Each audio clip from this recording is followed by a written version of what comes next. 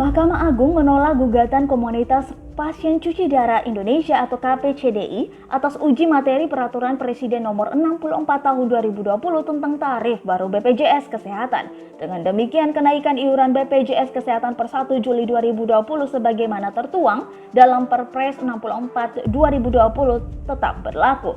Menurut laman resmi MA, perkara bernomor 39P-HUM-2020 tersebut diketok pada 6 Agustus 2020. Hakim yang memutus perkara ini yaitu I. Sudaryono, Yodi Martono Wahyuandi, dan Supandi.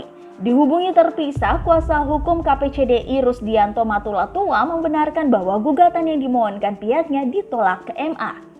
Rusdianto menyebut pihaknya mengetahui putusan itu melalui laman resmi MA. Hingga saat ini belum ada salinan putusan yang diterima pemohon. Oleh karenanya, pemohon belum dapat mengetahui pertimbangan keputusan hakim. Dengan adanya putusan ini, kata Rusdianto, upaya KPCDI untuk membatalkan kenaikan iuran BPJS yang kedua kalinya harus terhenti.